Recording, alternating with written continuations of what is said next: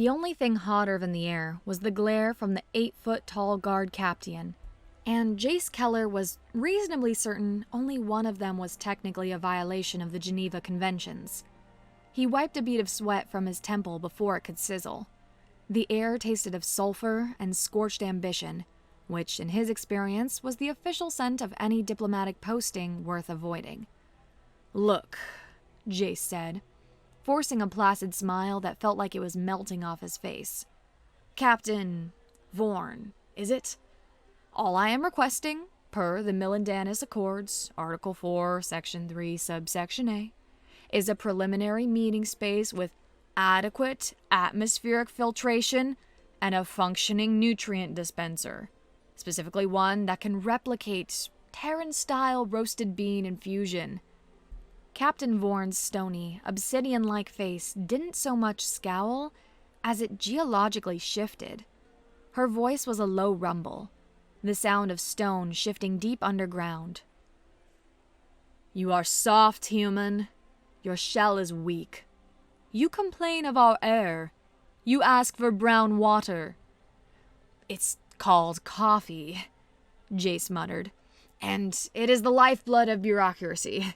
Without it, civilizations crumble, paperwork goes unfiled, and the entire galactic order descends into a state of mild inconvenience, followed by severe logistical chaos."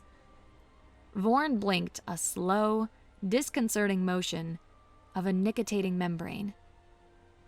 "The Queen Mother will see you at the Feast of Pledges. You will stand in the Great Hall. You will breathe our air. If you faint, we will stack you with the other provisions." Jace's smile tightened. "Excellent. I'll just go file an official protest regarding the potential commingling of diplomatic personnel with foodstuffs. Form 74J, I believe. Hazardous contamination regulation." The guard captain simply turned her massive, plate-armored shoulders a clear dismissal. Jace sighed, the sound lost in the oppressive heat. Welcome to Pythia, the armpit of the galaxy. His assignment brief had described it as a geothermally active world with a robust, honor-based matriarchal society. Jace's translation: an apocalyptic volcano planet run by angry lava lizards who solved political disputes by hitting each other with things. And they didn't have a decent coffee machine anywhere. It was, in every conceivable way, hell. The Great Hall was less a room and more a hollowed-out volcano core. Obsidian walls soared into a smoky darkness, lit by flickering rivers of molten rock that flowed in recessed channels along the floor. The heat was a physical presence, a giant, unseen hand pressing down on Jace's dress uniform. The air was thick, carrying the metallic scent of blood wine and the sharp smell of superheated rock, vibrating with unspoken threats. Warlord matriarchs from the vassal clans stood in rigid, armored clusters, their glares as sharp as the ceremonial daggers at their hips. Jace, feeling distinctly like a soft-shelled snail at a hammer convention, tried to make himself small. He nursed a cup of the local lava ale, a viscous, faintly glowing liquid that tasted like battery acid and regret, and focused on his primary directive: observe, report, and do not, under any circumstances, get involved. His gaze drifted across the tense tableau. On the monolithic throne sat Queen Mother, a figure so ancient she seemed more geological feature than living being. Withered and frail, she watched the proceedings with eyes clouded by pain and resignation. Jace could see it instantly. She was too weak to enforce her will. A monarch bound by traditions that demanded the clans offer their fealty, not have it commanded.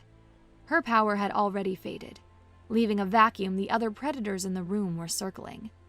And at the foot of the throne, in the center of that vacuum, sat the reason for it all: Princess Iskra. An invisible barrier of meters surrounded her. The other Pythians, so physically close to one another, gave her a wide berth, their avoidance a palpable force. He'd read the file, of course. Heir to the throne, grievously wounded in a disastrous military campaign against the guttural hive. a failure that had cost Pythia a chunk of its territory and a generation of warriors.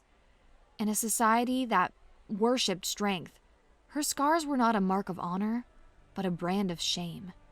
They traced a brutal, jagged pattern across the left side of her face, pulling at her eye and lip, marring the otherwise harsh, noble lines of her features. Her armor was immaculate, her posture ramrod straight, but the isolation was absolute.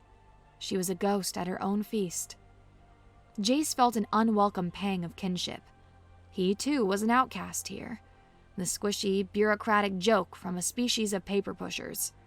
He took a deep, fortifying swig of the lava ale. It burned all the way down, incinerating any lingering shreds of professional caution. The Queen Mother rasped a command that was lost in the hall's tension. A courtier, a male with polished, decorative armor, approached the various clan leaders, trying to coax them into making pledges of fealty. He was met with stony silence.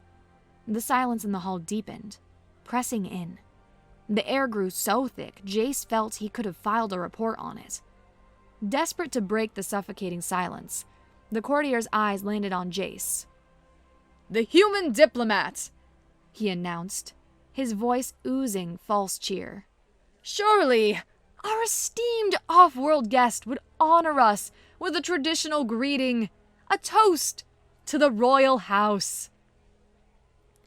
Every helmeted head in the room swiveled to face him. Jace froze. This was the definition of getting involved. He was a mid-level functionary. His job was to be furniture. But refusing was not an option. That would be an insult. His mind, fuzzy from the potent ale, raced. He needed something respectful, formal, and utterly meaningless. He fumbled for his datapad, his fingers suddenly clumsy. He pulled up the cultural database for Pythia, frantically scrolling through the formal honorific section.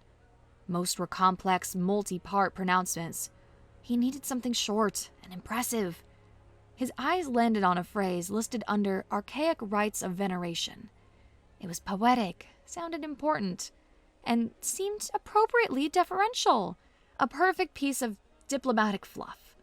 A human offering his name to a royal's line of future was just a flowery way of pledging support. A bit of respectful wordplay. He was actually proud of himself for finding it. He stood, swaying slightly. The lava ale was doing a number on his inner ear. He cleared his throat. "On behalf of the Terran Compact, I offer this tribute."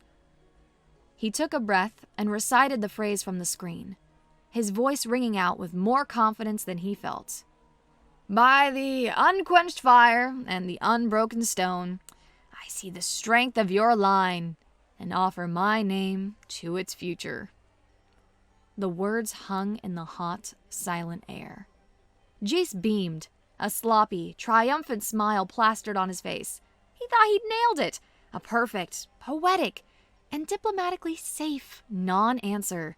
He'd shown respect without promising a single thing. He was a genius. Then he registered the expressions around him. The stunned disbelief, the slack-jawed shock on the faces of the most hardened warlords. The courtier looked like he was about to regurgitate his own spleen. The Queen Mother leaned forward, her ancient eyes wide with something other than resignation.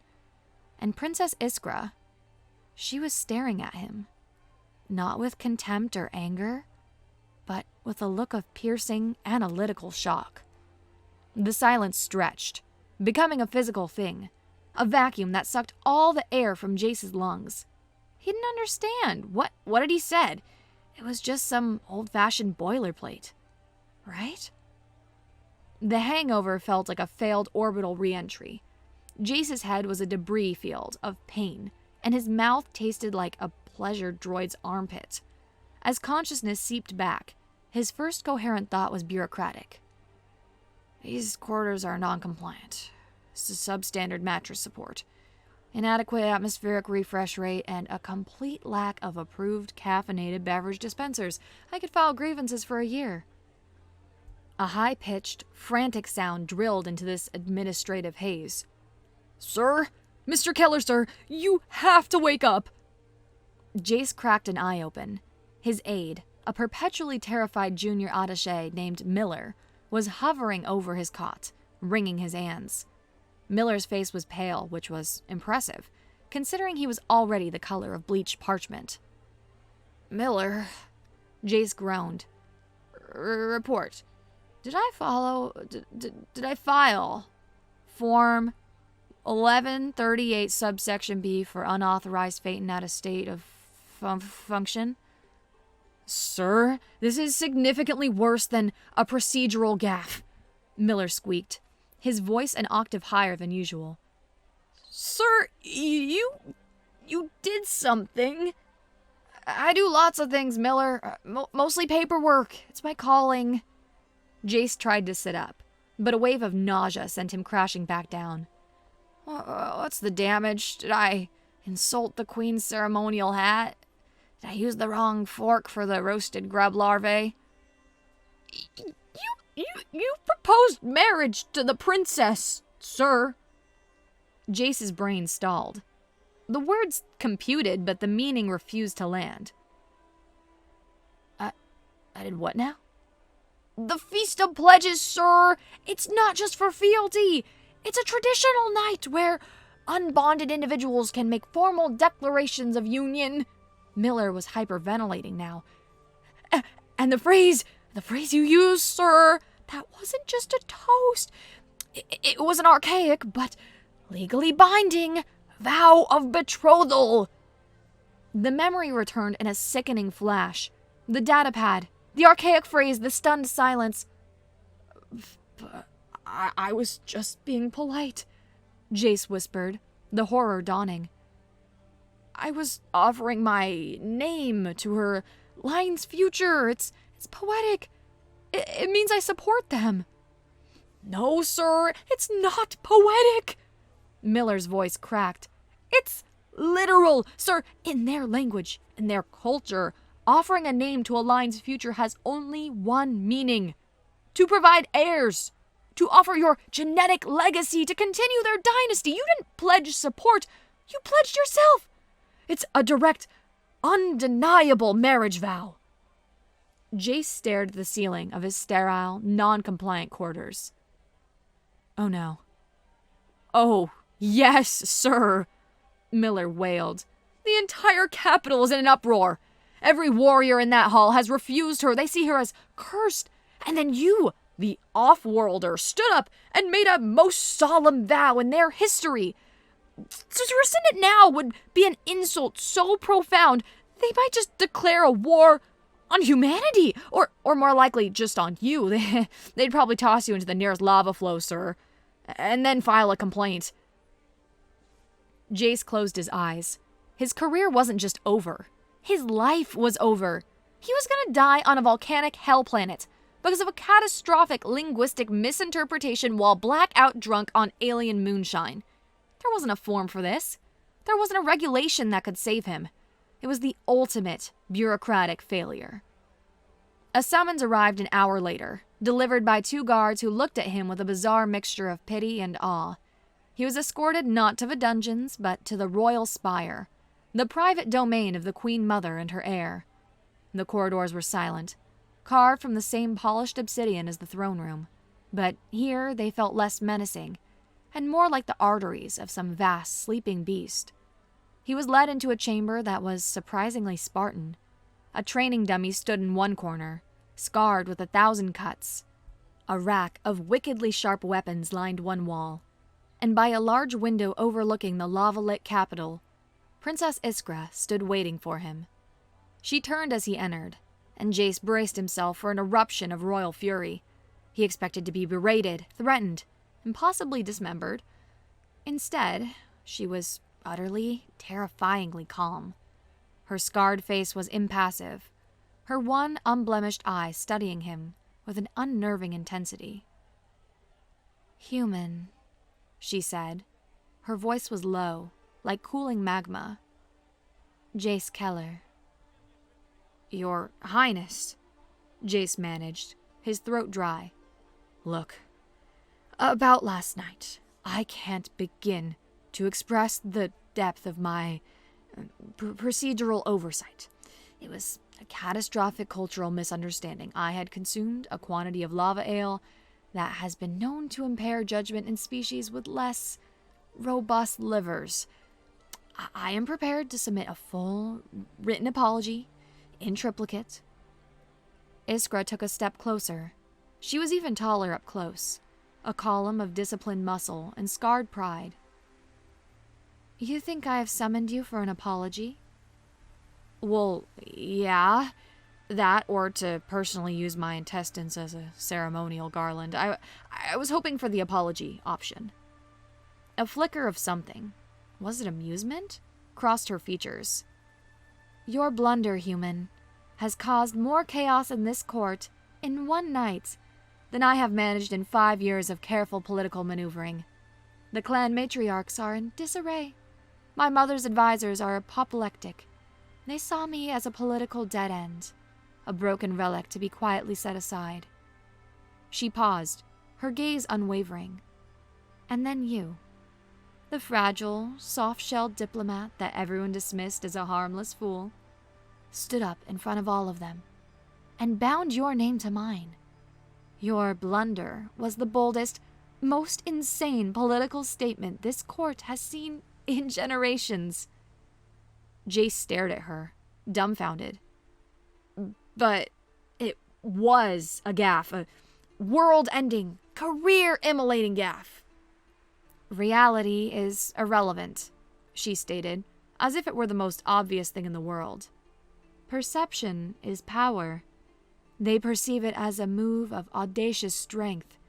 They think you are either a madman or a genius with some hidden Terran power they cannot comprehend. Either way, you have made me relevant again. You have given me leverage. Jace's head was spinning. This was a nightmare. A surreal, geopolitical nightmare. So, he said slowly, what happens now? Now, Iskra said, a dangerous light in her eye. I accept. Jace's blood ran cold. You accept my accidental, drunken, career suicide marriage proposal? I accept this strategic alliance, she corrected him, her tone sharp.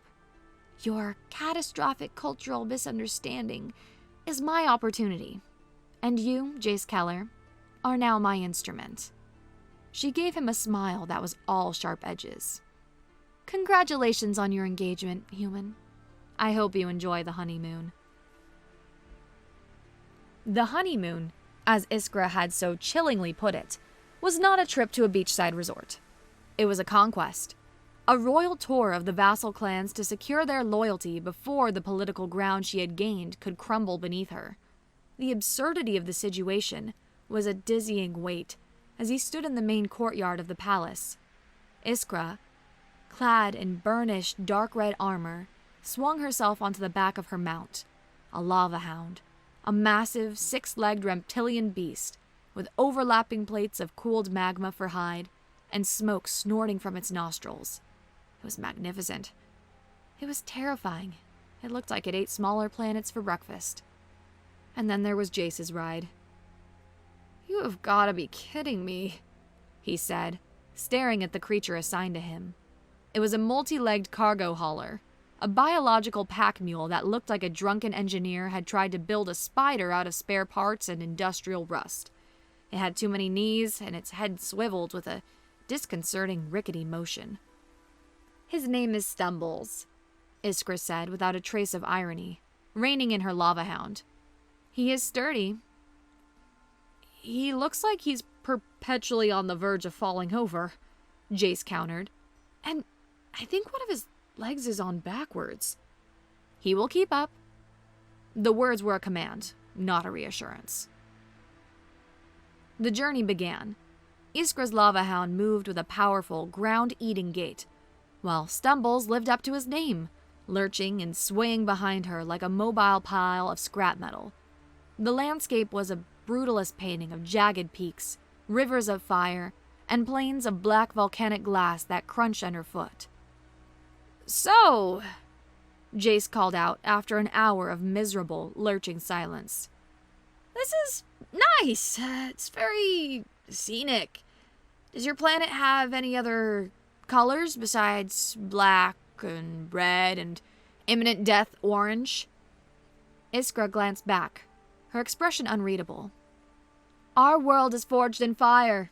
It breeds strength." "Right, my world is forged in recycled paper and lukewarm coffee. It breeds a strong desire to not be on a planet that is actively trying to kill you." "You are soft," she stated, turning her attention forward again. "I prefer ergonomically sound," Jace shot back. "We value things like not being on fire and chairs with lumbar support. Call me crazy." She didn't reply. They rode on, a mismatched pair venturing into a hostile land. The warrior princess on her mythic beast, and the cynical bureaucrat on his collapsing insect donkey. It was, Jace thought with a deep, weary sigh, going to be a very, very long honeymoon. Their first stop was the fortress of Clan Rogarok, a jagged citadel carved into the face of a black glass cliff. Its leader was Warlord Taggart, a matriarch known for her belligerence and a particular disdain for the royal house. They were met in her throne room, a cavern reeking of stale ale and aggression. Taggart was even bigger than Captain Vorn, her armor pitted and scarred from 100 duels. She sat on a throne of sharpened volcanic rock, flanked by guards whose weapons glowed with barely suppressed energy. Taggart's eyes swept over them, dripping with contempt.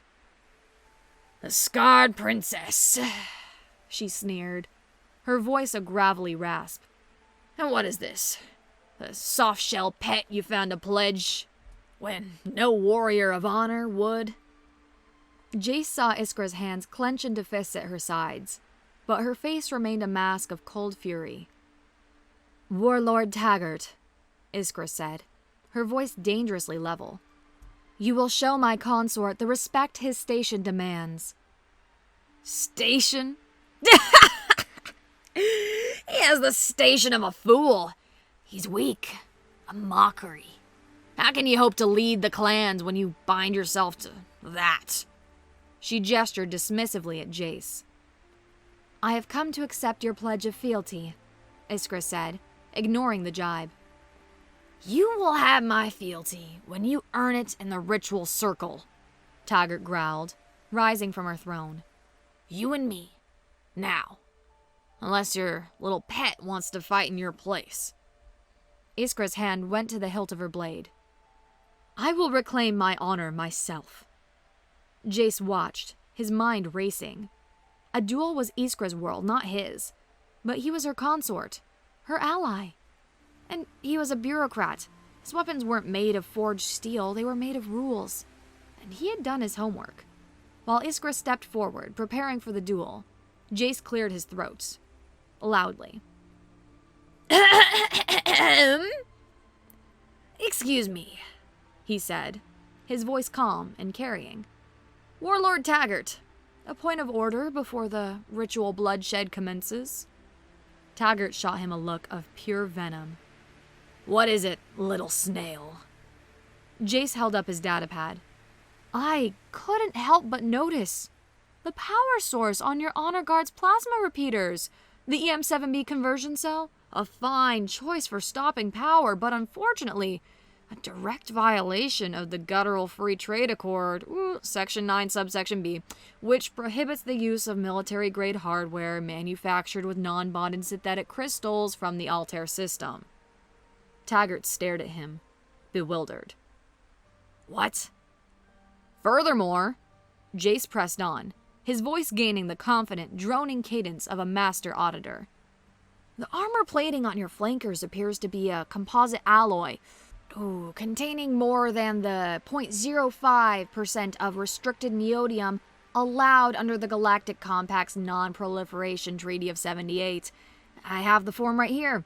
Sanctions would include the immediate seizure of all non-compliant assets, retroactive tariff, levied against all clan trade for the last 5 fiscal cycles, and a potential blacklisting from the interstellar shipping guilds.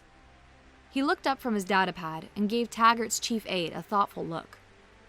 These fines alone would bankrupt your clan for a generation. It's a mountain of paperwork. You'd be filing appeals for decades. The aide, who had been sneering moments before, was now staring at Jace with wide-eyed horror. He began whispering frantically in Taggart's ear.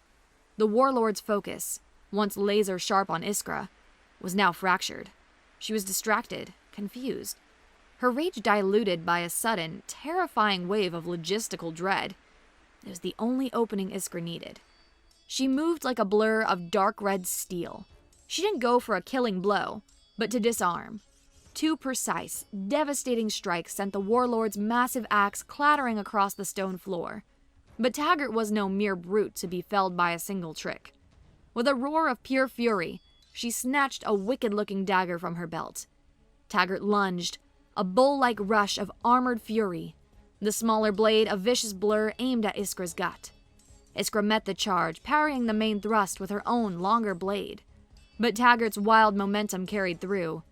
The tip of the dagger slashed across Iskra's forearm, scoring a clean, hot line through armor and flesh. Iskra didn't flinch. The pain seemed to only focus her. Before Taggart could recover for a second strike, Iskra trapped the knife arm, twisted with brutal finality, and then drove the pommel of her own sword onto Taggart's temple. The warlord crumpled. Iskra stood over her, blade at her throat. The throne room was silent, save for Taggart's ragged, pained breathing as she clutched her throbbing wrist. "Do you yield?" Iskra's voice was cold as the starless space between galaxies. Taggart, dazed and utterly defeated, managed a choked, "I yield." Iskra sheathed her weapon and turned, her gaze meeting Jace's across the room. She gave a single, almost imperceptible nod. It was a shared victory. One won with a blade, the other with a subsection. That night, they made their camp in the shadow of a slow-moving lava flow. The sky was a bruised purple, streaked with the angry orange glow of the planet's molten heart. The air was cool for Pythia, which meant it was merely hot enough to bake bread. Jace watched Iskra as she tended to her armor, her movements economical and sure. She had a small cut on her forearm from the duel, a clean slice that she ignored with stoic indifference. Wordlessly, Jace rummaged in his diplomat's field kit. He pulled out a small, sterile antiseptic wipe. He walked over and held it out to her.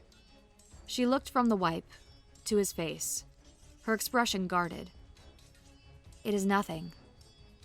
"It's a potential vector for infection," Jace said, his tone matter-of-fact.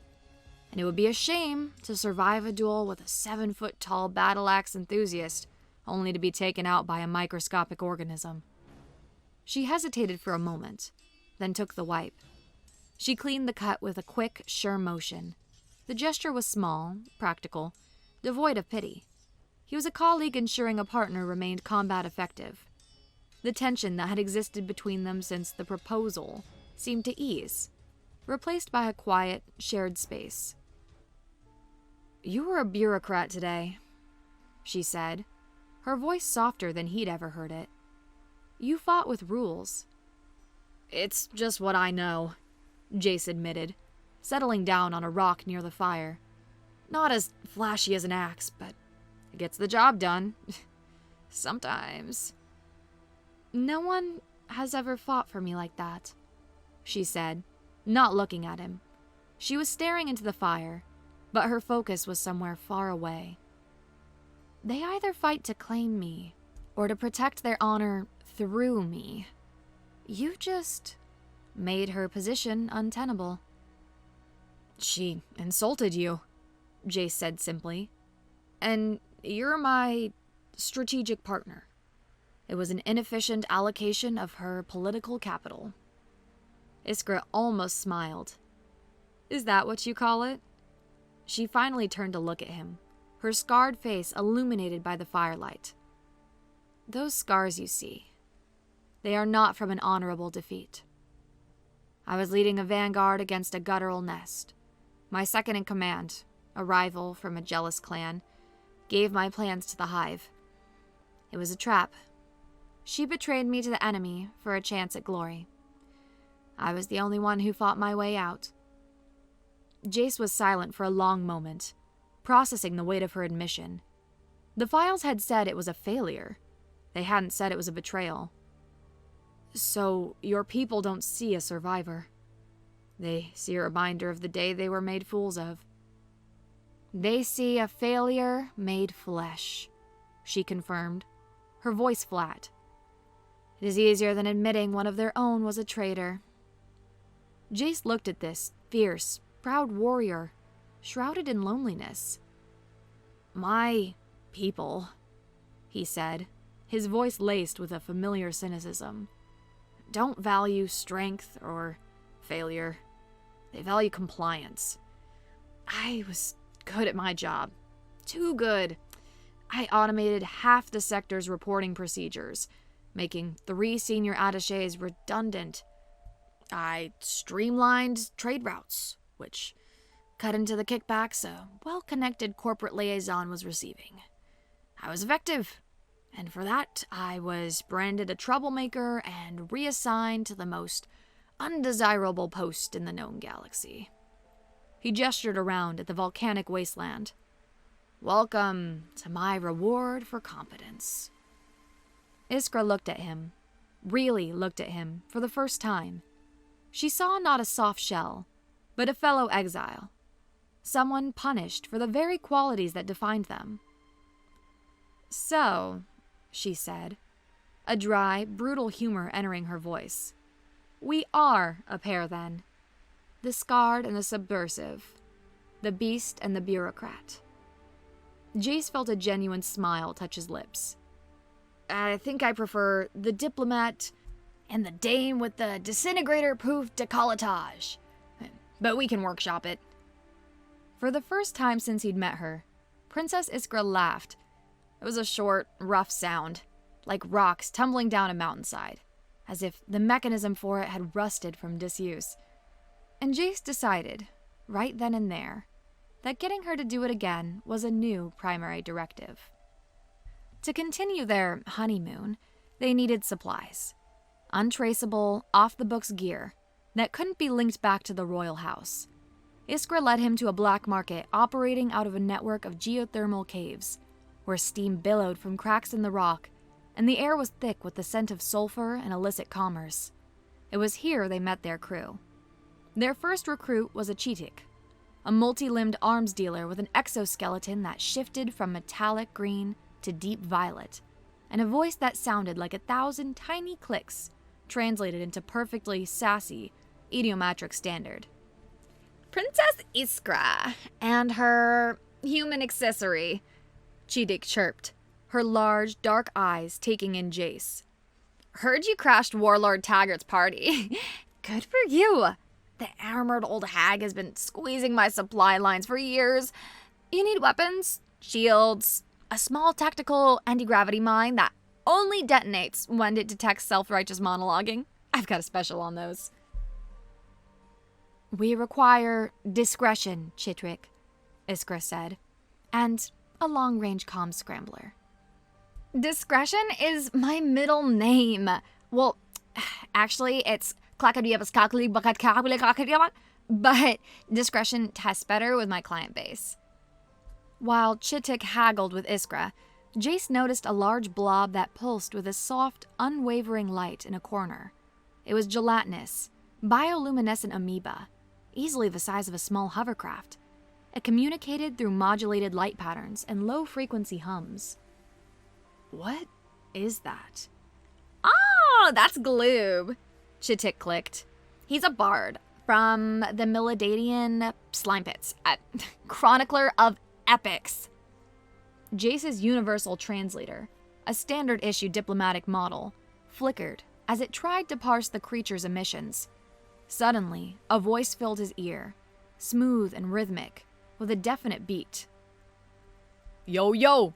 Check the mic, 1-2, it's the slime divine. A story's brewing, a hero's design. The scarred one and the soft shell, a tale bold and new. For my epic saga, you two'll have to do. Jace blinked. Is my translator broken? No, Chitik said. Stuck on the colloquial poetry setting. Some freighter captain thought it would be funny. Now Gloob here can only speak in that. He wants to join you. Says your quest has mad legendary potential. Before Jace could protest, another figure caught his eye. Standing perfectly still against a cave wall was a decommissioned siege automaton. It was massive, all thick armor plating and heavy-duty actuators, but its chassis was covered in delicate, hand-painted flowers.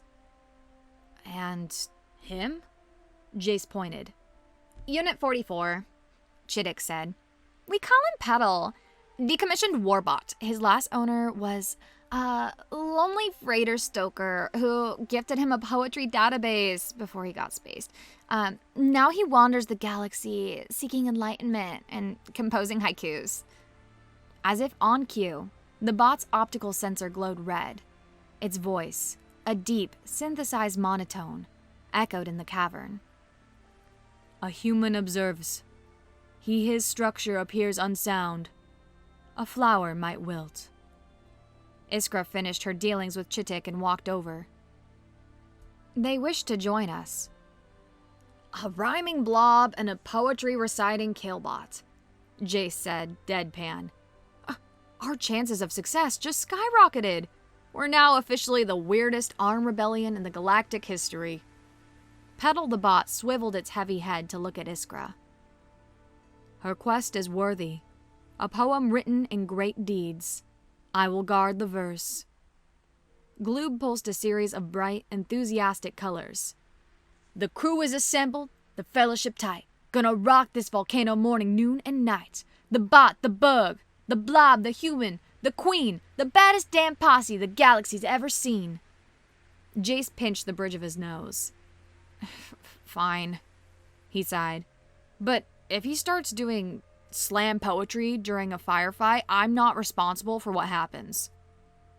They made camp a few nights later, their strange little entourage a pocket of bizarre camaraderie in the vast, hostile wilderness.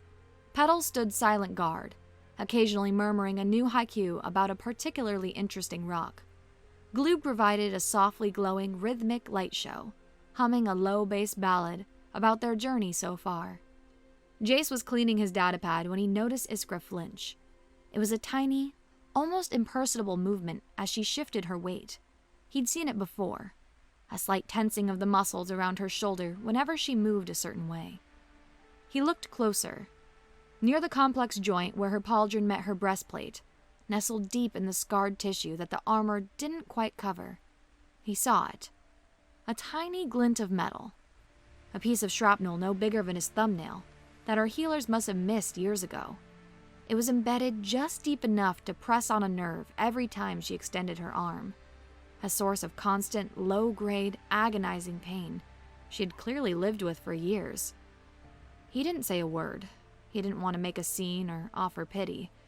Instead, he walked back to Stumbles and retrieved his diplomat's kit. Beyond just paperwork, the kit contained a set of delicate tools for fine, detailed work repairing sensitive electronics and cracking microseals on classified data briefs. He returned to the fire and knelt beside her. Don't move, he said softly. She tensed, her hand instinctively going to her dagger. What are you doing? Performing unscheduled technical maintenance, he replied, his voice calm and steady. He held up a pair of fine-tipped, magnetized forceps and a micro-optic scanner. There's a foreign body compromising your chassis' operational integrity. Needs to be removed. She stared at him, her one good eye searching his face. She saw no pity, no revulsion at the scarred flesh, only a focused, professional calm. The same calm she'd seen when he dismantled Taggart with a trade accord. This was his strength, not in swinging a sword, but in careful, deliberate action. Slowly, she relaxed her hand. She gave a single, sharp nod. Permission granted. His touch was surprisingly gentle. He used the scanner to map the shrapnel's position relative to the nerve clusters, his brow furrowed in concentration. His fingers, which she had assumed were soft and useless, moved with an incredible delicacy and sureness. He worked in silence, his breath a steady rhythm. The pain that she had carried for so long, a constant, sharp companion, was the focus of his entire world in that moment. With a final, minute twist of the forceps, he extracted the sliver of metal. It came free with a faint, wet click. The relief was instantaneous, a wave of warmth spreading through her shoulder where the hot spark of pain had lived for years. He placed the jagged piece of metal on a cloth. "There," he said, his work complete. He began packing his tools away. "Preventative maintenance complete. I'll file the report in the morning." Iskra watched him, a storm of unfamiliar emotions swirling inside her. No warrior had ever offered her such care. Their touches were rough, for sparring or for passion. They saw her body as a weapon or a prize. Jace had seen it as a system in need of repair. He had tended to her wound not as a moment of weakness, but as a logistical problem to be solved. The act was more intimate than any touch she had ever known. It was a gesture of profound, practical respect. He saw the damage, and without a word, he fixed it. He didn't try to fix her, just the thing that was hurting her. And in that moment, the fierce, emotionally armored princess realized her strategic alliance with the human bureaucrat had become something else entirely. Something deeper, more dangerous, and infinitely more precious. They were 2 weeks into their campaign, having secured the fealty of 3 more minor clans through a combination of Iskra's martial dominance and Jace's bafflingly effective bureaucratic warfare, when the message arrived. It was an urgent comms packet from the capital, delivered via Chitik's encrypted network. Jace decrypted it on his datapad. The rest of the crew gathered round. The message was from one of Iskra's few loyalists in the court. The news was grim. The Queen Mother's fire fades. She will not see another rotation. The clans at court smell blood. Warlord Tyra from the Iron Peaks faction has all but declared herself the next queen. But the second part of the message twisted in his gut. It was an intercept of court gossip, a transcript of what was being said in the halls of power. "They call you the Scarred Beast, my princess, and the human. They say he is the soft fool you tricked into a vow because no true warrior would have you. They laugh. They say he will run the moment he sees a real battle, leaving you more shamed than before." Jace glanced at Iskra. Her face was granite, but he saw it. The flicker of pain in her eye. The slight tightening of her jaw. Her mask of indifference, so carefully maintained, had cracked. The words, cruel and dismissive, had found the old wounds, the ones no tool could extract. He saw her shoulders slump, a millimeter of movement that felt like a collapsing mountain. Later that night, the weight of it all pressed down on Jace. He watched Iskra from across the fire, saw the way she held herself apart, the renewed wall of isolation she'd built around herself. The court's gossip had been a poisoned dart, and he was the poison. The soft fool she tricked. He had been a novelty, an unexpected political tool, but now he was a liability, a walking, talking symbol of her desperation. They were right. He wasn't a warrior. What would happen when they returned to the capital and faced down Warlord Tyra and her legions? He'd quote regulations at them? They'd laugh and incinerate him. And her with him. His presence, his accidental vow, was making everything worse for her. He was a stain on her honor, a joke that undermined her gravitas. He was the problem. And Jace Keller, at his core, was a problem solver. He had to remove the variable. He had to remove himself. He framed it as a cold, logical, tactical decision. The most direct way to protect her was to disappear. Quietly, so as not to wake the others, he moved to his pack. He pulled out the transponder. It wasn't standard diplomatic issue. That would trigger a dozen alarms and inquiries. This was a sleek, unmarked device he'd traded 3 cases of Aldebaran whiskey for in a back alley on Millendanus Port. A piece of covert, off-the-books gear for situations where plausible deniability was key. Official channels were for getting into trouble, not for getting out of it. It was a one-use, no questions asked panic button. His finger hovered over the activation stud. He would leave a note. Explain it was for her own good. That his removal from the political equation was the only logical move to secure her position. It was the right thing to do. It was the only thing to do. He was protecting her. That's what he told himself as his thumb pressed down.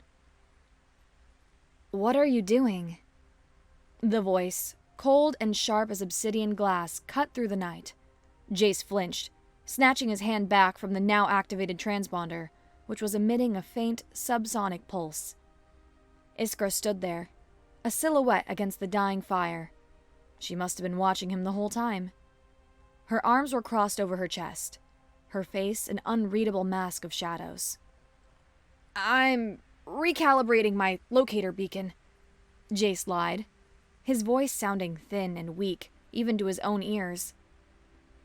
"You are a terrible liar, human," she said, stepping into the light. Her eyes burned with a cold fire he had never seen before. "That is an extraction transponder. You are running away." "No! I'm executing a strategic withdrawal," he corrected, falling back on the familiar comfort of jargon. "My presence here is a detriment to your political objectives.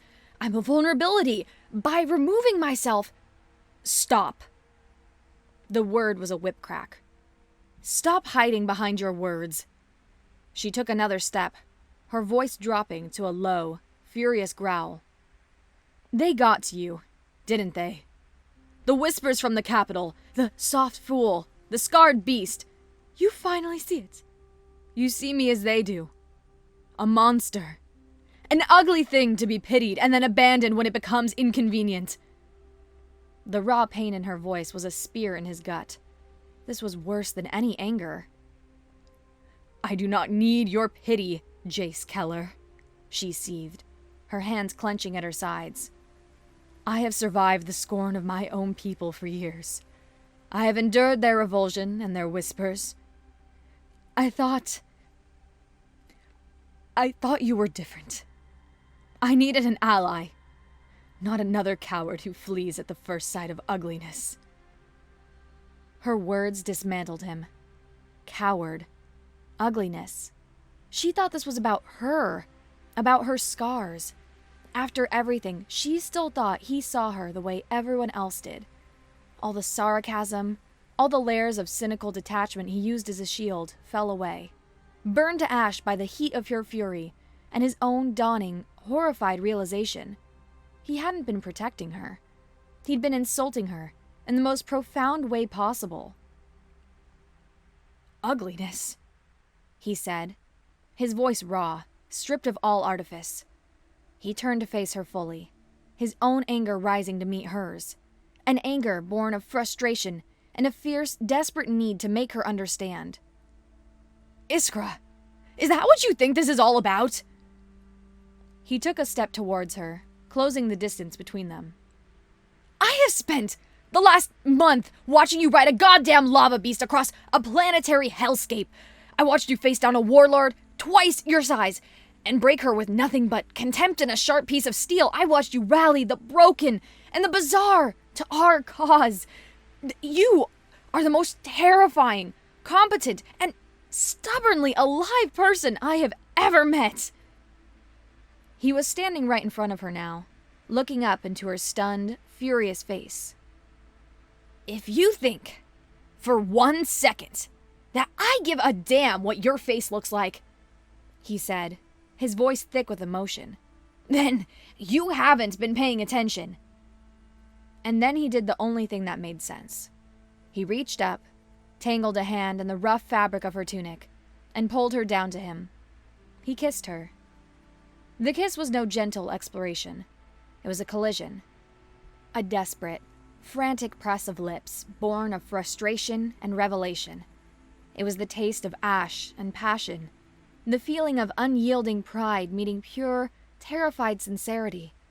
For a heart-stopping second, she remained rigid, a fortress of shock and disbelief. Then, something inside her broke.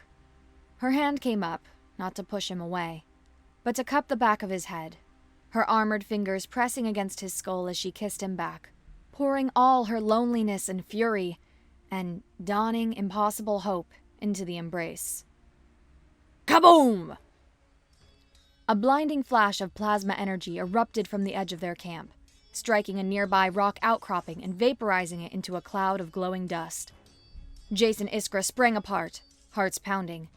Standing 20 feet away was Petal, the poetry-reciting battlebot, a plasma cannon smoking on its shoulder. Its monotone voice echoed in the sudden silence. Biosignature anomaly detected. Elevated heart rates and pheromonal output consistent with pre-combat threat assessment. Executing threat neutralization protocol. It paused, its optical sensor swiveling between them. The danger is gone. 2 figures are standing apart. The night is quiet. They arrived at the capital to the sounds of a city holding its breath. The air in the great hall was electric, with the promise of violence. Warlord Tyra of the Iron Peaks, a hulking matriarch whose armor was festooned with the teeth of slain beasts, stood before the empty throne, her personal guard arrayed behind her. The other clan leaders were armed, their factions squared off, the throne room a powder keg waiting for a spark. Then, the great obsidian doors swung open. A hush fell over the hall as Jace and Iskra walked in. They moved as one, 2 halves of a single, functioning weapon. She was the edge of the blade. He was the calculating hand that aimed it. Behind them, their misfit crew filed in, a bizarre and intimidating procession. Chitik, her upper 2 arms crossed, clicking with anticipation to see her rivals taken down a peg. Gloob, the gelatinous bard, pulsing with a triumphant light, already composing the climax of his epic. And Petal, the siege automaton, its optical sensor glowing a baleful red, a walking, poetry-spouting mountain of death. The scarred princess returns, Warlord Tyra boomed, her voice full of contempt. And she brings her pet human! And a circus of freaks! You are too late. The Queen Mother's fire is gone. The throne is mine by right of strength. The throne is hers by right of blood, Jace said, his voice cutting through the tension. He stepped forward, his data pad in his hand. He felt Iskra's presence at his back, a solid, unwavering wall of support. He was no warrior, but this was his battlefield. He launched into the most masterful, diplomatic bluff of his life, built around a terrifying kernel of truth he'd gleaned from a classified pre-assignment briefing. Warlord Tyra, he began, his voice the calm, reasonable tone of a man delivering a death sentence. Let's talk about the Gorgon wastes, specifically the trilithium deposits the Terran Geological Survey quietly confirmed there last year. You know, the ones the Galactic Compact is extremely interested in. A murmur went through the assembled clan leaders. They all knew the Compact's predatory interest in resource-rich worlds. Jace was weaponizing their deepest paranoia. As we speak, Jace continued, a formal motion is on the docket in the Galactic Assembly, Motion 7 Gamma 4, to declare Pythia an unstable proctorate under Article 7 of the Compact Charter due to chronic internal strife and an inability to maintain sovereign control. The motion is currently stalled in committee. He let that sink in. A civil war, he said, looking around at the armed factions. The messy, public slaughter of half the planet's leadership would be considered definitive proof of instability. It would guarantee the motion's passage. The Compact's pacification fleets would arrive within a month.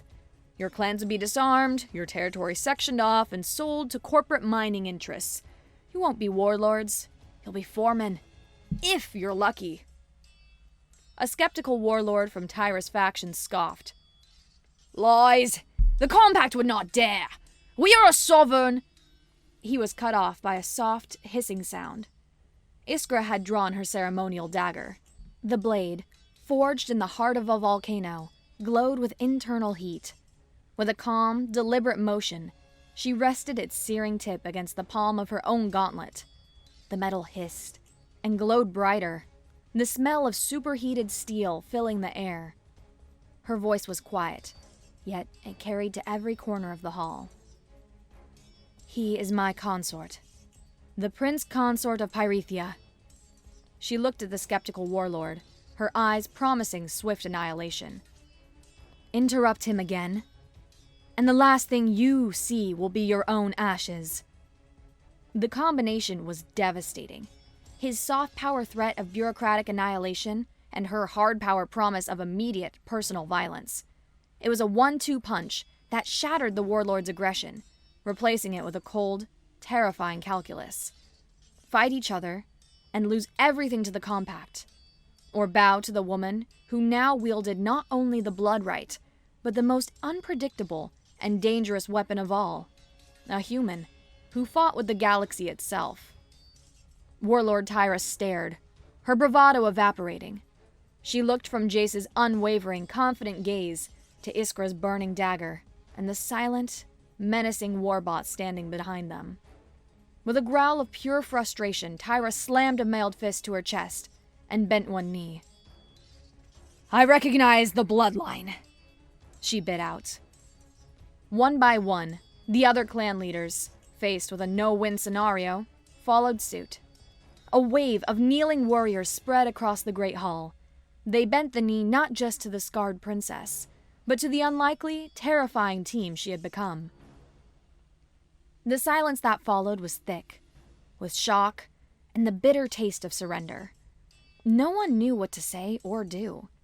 The old order had not just been defeated, it had been rendered obsolete by weapons it didn't understand. Into that stunned silence, a low, rhythmic humming began, accompanied by a series of softly pulsing, triumphant purple and gold lights.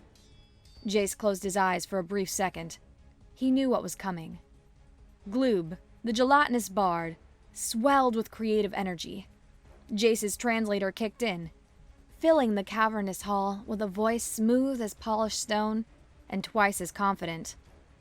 "This whole court's a relic. I can smell it. The air is diseased, a palace of static, packed with problematic fanatics who stare and appease. Your vision of power's a sledgehammer, frantic and cheap, but you're just a footnote. The chapter I skip when I read 'em to sleep. Y'all saw a marred face, missed the art and case deep behind it. Judge the soft shell, you missed the cold hell that designed it. 2 exiles ignited, a puzzle you couldn't complete. You want a tyrant? Psh, you got the beast and the priest. She brings the raw steel, the fury that's searing ya. He brings the cold text to cancel the jury and hearing ya. A footnote assassin with a paragraph's venom, rewriting your future the second he read 'em. Her blade had you mesmerized, locked in a trance of the pain, while his logic dropped fine print acid rain. He dismantled your power with surgical treason. The blade is the sentence, the book is the reason. So let the ink spill, let the chronicle state it.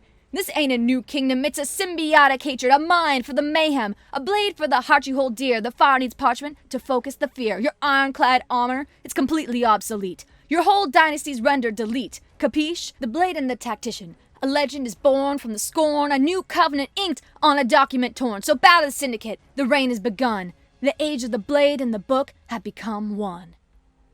A fresh wave of bewildered silence fell over the kneeling warlords as Gloob's final rhyme echoed away. They had just been defeated by galactic law, and now, apparently, were being celebrated by a rhyming blob of light. It was the final, disorienting confirmation that the universe was far stranger than they had ever imagined. Iskra, however, didn't look bewildered. From the corner of his eye, Jace saw the faintest hint of a smile touch her lips. Later, the chaos had subsided, replaced by a tense, grudging peace. Jace and Iskra stood in the quiet solitude of the royal spire, looking out a massive window at the sprawling, lava-lit capital below, their city. He was still a coffee-addicted bureaucrat in a wrinkled uniform. She was still a warrior princess, her face and soul defined by the scars she bore. Nothing about them had magically changed. They hadn't fixed each other. They had simply made room for each other. building something stronger in the spaces between their broken pieces. "All right," Jace said, pulling out his datapad. "First order of business. I've drafted a preliminary 12-point plan for agricultural reform and cross-clan trade normalization. We'll start by addressing the tariff imbalances and then move on to water rights arboration for the southern wastes. I project an 18% increase in overall stability within 3 fiscal quarters." Iskra placed a hand over his datapad, stilling his fingers. "That sounds incredibly boring." He looked at her. A slow smile spread across his face. "Yeah," he admitted. "It kind of is." "I have a better idea," she said, a dangerous, familiar glint in her eye. "The head of the Merchants Guild, Lord Grant, has been price gouging the outer territories for years. He thinks his wealth makes him untouchable." "Does it?" Jace asked, intrigued. "Not anymore," she said. "I think the Queen and her prince consort should pay him a visit. A formal state inquiry into his trade practices." "An inquiry," Jace said, the smile widening into a grin as he slid his datapad away. "With a potential audit component?" "A deep, invasive, and painfully thorough audit component," she confirmed. "And a large, silent robot who writes poetry about dismemberment." He laughed, a real, unguarded laugh. He looked from her scarred, beautiful face to the city spread out before them, their future. He was a million miles from a civilized desk job, betrothed to a terrifying alien warrior, and backed by a crew of rhyming, poem-spouting misfits. He had never felt more at home.